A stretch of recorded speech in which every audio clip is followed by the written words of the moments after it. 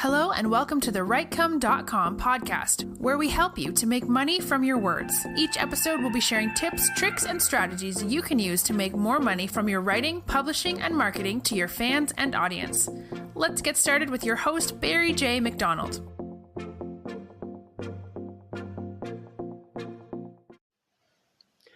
Hi, this is Barry here, and you are very welcome to today's podcast episode on Writecome.com. And today's podcast episode is entitled Advice I Would Give Myself at 20. Now, at the moment, we are celebrating two big birthdays in our house. My son Matthew is turning 21 on the 14th of December, and my daughter Lauren turned 20 the other day on the 11th. So we have a pair of Irish twins. So for 3 days, they are the exact same age. But for whatever reason, I don't know why. Maybe it is a father-daughter thing, or maybe it's just me. But Lauren turning 20 was kind of more of a shock for me than Matthew turning 21. It was almost like, when we were talking the other day, when she came into the room and we gave her birthday presents and gave her a big hug. When I just had mentioned that, or she just said, well, here we go, I'm 20 today. It was just funny. It was almost like that moment in Father the Bride, with the movie with Steve Martin in it, when his daughter comes home and she tells him that she's getting married, but he doesn't see the older version of her. He still sees the young girl. So there's a young girl standing in front of him saying, "Daddy, I'm getting married," or whatever, something along those lines. But he doesn't actually see the adult version of her. He only sees the young girl. And as I said, when I looked at Lauren for a split moment, when we were just saying that at her age, I was kind of taken back to the young girl that she was rather than the 20-year-old woman that she is right now.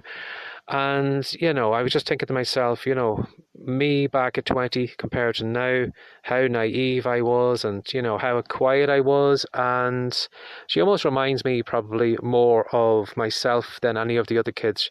She's quiet, she's shy, and, sometimes it takes a lot to bring her out of herself. But when you actually get to know her, she's a really, she is really entertaining. She's very witty.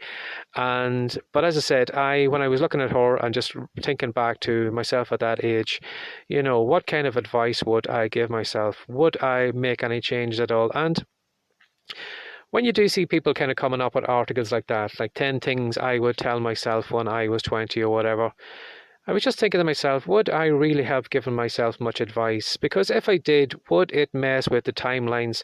Would I be in the same situation I'm in right now? If I was a kind of more brash, more confident version of myself back then, would I be doing exactly what I would be doing right now? Would I be married to the same woman? Would I have the same kids? Would I be living in the same house? And in some ways, I probably wish things were a little bit different. But on the whole, I am really glad that I am where I am. I am happy where I am. My wife, my kids, where I live, what I'm doing at the moment, it's given me a lot of great pleasure. And I have many blessings, and I'm so grateful for the life I have at the moment.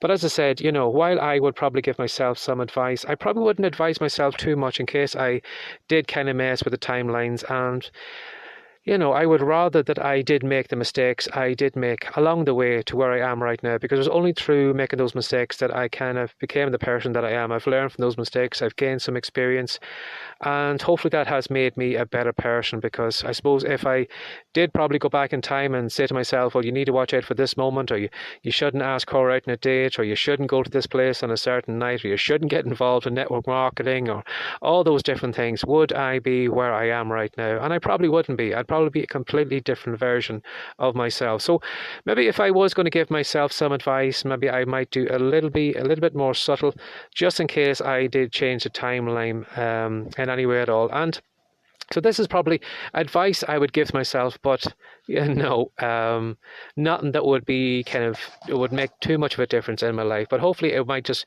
point me in a little bit of a kind of different direction. But again, not too much that I wouldn't end up in the same position that I'm in right now. So one of the things I would probably say to myself is that change is good. Now, what I mean by that is, back when I was 20, I was only new in the kind of workforce.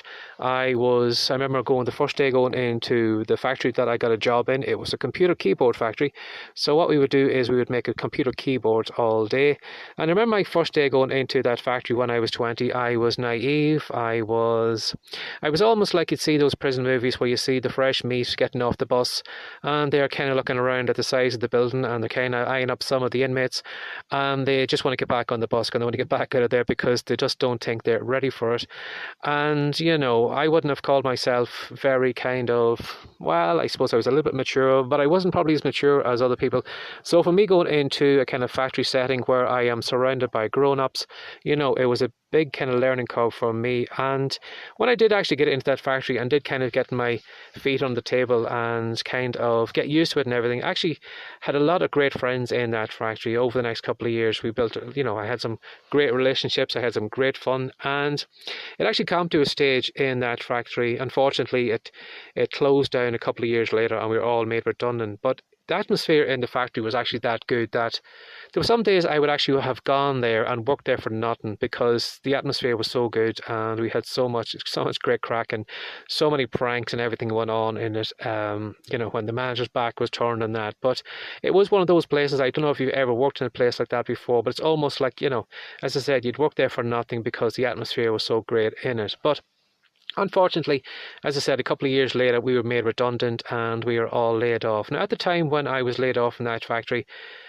because it was my first job and because I was so attached to it, I was really kind of punched in the guts. You know, it really was kind of affected me and more, you know, kind of say to myself, well, what am I going to do now? You know, when I'm made redundant, I didn't think I had any skills other than the ones I had learned working in the factory, and where could I take them? But if I was going to go back in time, I'd say to myself that change is good. Now, if that factory hadn't closed back then, who knows, I probably could still be working there. I could be one of those people who, you know, sometimes say, oh, I've been working in this factory this 30 or 40 years. And sometimes when I do hear that, you know, while it is all nice, and again, you know, you will find people maybe who have a job who kind of work with people that they are so happy to work with. But I do find sometimes it's a little kind of depressing, the fact that somebody had worked in a business for so long, and, you know, when they actually get out the other side of it, they're just given some carriage clock, or they're given a handshake or whatever, or a little pat on the back and kind of sent on their way. And sometimes I find that a little depressing that somebody has worked so long in a business like that. So probably with that factory closing down, while it was a big change, it was something that I probably needed to do, because sometimes big changes in our life is a good thing for us. Sometimes it's good to have the rug pulled out of us, because when you're kind of, you know, thrown on your butt and, like myself, thrown out of that job, it does kind of make you look around again and kind of look at new opportunities, or maybe look at life in a different way, or maybe go off in a direction maybe you'd never would have gone off on before if you had been uncomfortable. So sometimes it is, you know, change is a good thing. Sometimes it's good to have the rug pulled out from under you, because it does kind of make you go in a different direction than you have gone in. So as I said, over the years then I did get a couple of jobs since then, but would I still have been in that factory if the factory hasn't closed? I don't know. Maybe I would, maybe I wouldn't. But I'm so glad, you know, that I did get kicked out of the time. So if I was going to go back in time, I would probably make myself, you know, the advice I would give myself is that, you know, if something does come up, if something does change, don't be depressed. Don't kind of look at the negative side of it. There is kind of something positive out of it, in that you are probably going to do something you've never ever done before. You're probably going to go in a different direction. You're probably going to learn something new from this. So look at it as a learning curve rather than it being a bad thing. Now, another thing I would probably say to myself is that, you know, as I said, I probably am a lot like Lauren, kind of personality-wise at that age. I was quiet, I was timid, I was shy, and sometimes it took people a little while to get to know me, and then I kind of would let my guard down. I'd be a little bit more like myself, and, you know, people would probably, you know more about me if you'd spent a long time working with me, because it does sometimes take me a little while to kind of come out of my shell. But that has, again, over the years, I think that has got less and less. It doesn't take me as long to come out of my shell.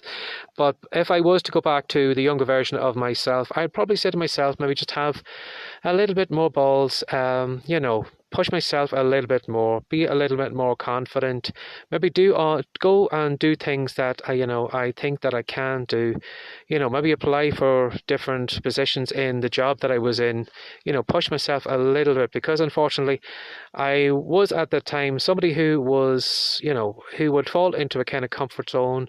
I would have a routine, and that is where I would like to stay. I would like to have the same routine every day.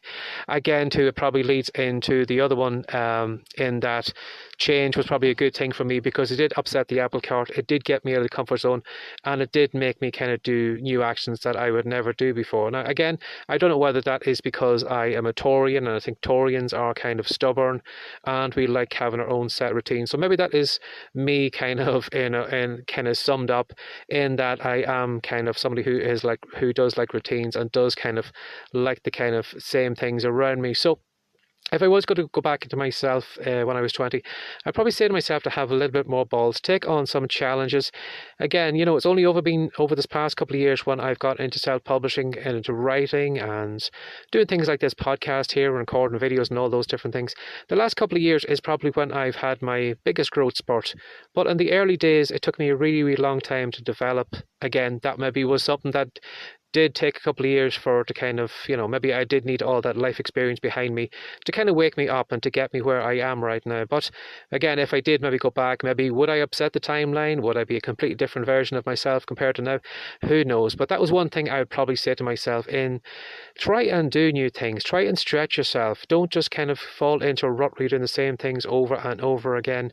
Take up new challenges and try experience new things. Even if you kind of fail, if they're a flop, you'll always come away with something you learn from it. That was something I'd learned later on in life, that a failure isn't a failure. It might seem a failure on the outside, but you're not the same person going into it the second time, because you have gained some experience.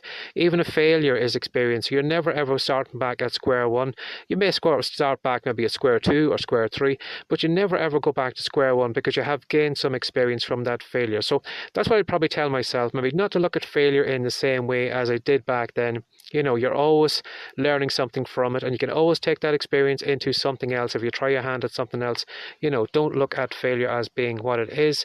And probably another thing I would finally tell myself is to get some kind of good personal development books. Read some things. Find out why you are doing the things that you are. Why do you think you have no confidence in yourself? Why are you acting the way you are? I knew nothing, as I said, until I actually got into personal development, which had come through network marketing and that, but that wouldn't come on until many, many years later. So at the time, I was probably doing actions that weren't serving me. I was probably hanging around with people who probably weren't, the best for me. And again, as I said, I wasn't very confident in myself, but that was probably got a lot to do with kind of my early life when I was bullied in school and things like that. So I was carrying a lot of negativity around in my head. And unfortunately, I didn't know that all that negativity was kind of leading me in the direction I was, maybe me not taking the actions, or maybe not being as confident as I was. So maybe if I had to give myself a couple of good personal development books like Think and Grow Rich, or maybe The Power of Positive Thinking, or some of the old kind of classics, again, it might have made a difference in my life. Would it have, again, upset the timelines, and would we end up in a completely different direction? But maybe I might have kind of pointed myself in that direction, in that maybe just kind of look inside, kind of analyze myself. Why do I think about myself this way? Why am I doing these actions? And maybe just kind of uncovering that there's a lot of kind of mental kind of recordings of life experience and negativity, and teachers maybe saying negative things to me, and all those different things are kind of swirling around in my head and making me maybe not feel as confident as I was, maybe actually making me maybe to go for something as low as a job in a factory, because maybe I seen myself that I wasn't as clever as the other kids in the class or whatever. Maybe that was why I had gone down that route. Maybe that's why I ended up in the factory in the first place, making computer keyboards, because maybe I just didn't believe in myself. I didn't have enough confidence in myself, and that's maybe where I ended up where I was. But again, as I said, looking back, it's easy to say, well, you should have done this and you should have done that. But would we be in the same position we are in right now if we did kind of make those changes. So as I said, maybe if I did go back, I would kind of give myself some subtle advice, but maybe nothing too much, because to tell you the truth, like, I am really, really happy where I am at the moment. You know, I can't say that life is bad. Life is really, really good for me, and I've had a lot of blessings, and I'm really glad that some of the things didn't work out. I'm really glad maybe some of the girls turned me down and didn't go out with me. I'm really glad maybe that I didn't take on certain jobs, and I met certain people, and I tried at different things, and some things failed, some things were successful. And as I said, this is where we are right now. This is the person I am because of all that past failures and everything. That's where I've come to at this moment in time. So as I said, what advice would I give myself when I was 20? Well, probably something subtle, like I said, you know, in that having a little bit more balls, maybe just pushing myself a little bit further, not seeing failure as a failure, seeing change as good, because sometimes, you know, as I said, sometimes it's good to have the rug pulled out from under us, because it makes us look at life in different direction, and maybe gets us out of the comfort zone that we're kind of comfortable in. And then as well to get some kind of good personal development books, or kind of discover more about myself, and, you know, why was I doing the things that I was doing back then. But as I said, you know, we can't unfortunately go back in the DeLorean and go back in time to change those things. So hopefully, you know, maybe this has been helpful to you. Maybe some of the advice maybe I would have given to my 20-year-old version of me, maybe it might help you today, in that maybe it might make you look at the things you do, or maybe be just more grateful that where you are right now. Maybe all those failures have led you to where you are now in life, and you can use that now in the future. So again, as I said, we had a little bit of a party last night, so I am a little bit hungover, and maybe I've gone off and around here. Maybe this podcast episode isn't helpful to anybody. Maybe it's just me talking into a microphone here and nothing else. But as always, I hope it has been helpful, but hopefully I'll have better content in the next one when my brain cells are firing up a little bit better. So as always, thanks for sharing your time again today. If you'd like to reach out to me, or if you'd like to know what I'm doing in the self-publishing world, if you do a search for Writecom, that's WRITECOME.com. You can do that on Google, Facebook, iTunes, or whatever. You'll find the content all over the web. Or if you'd like to reach out to me myself, you can send an email to barryjmcdonald@gmail.com. And as always, take care of yourself and have a lovely day. Take care. Bye-bye. Thanks for joining us today. If you'd like more from the Writecom.com podcast, be sure to subscribe now for more tips, tricks, and ideas you can use to make more money from your words. See you in the next episode.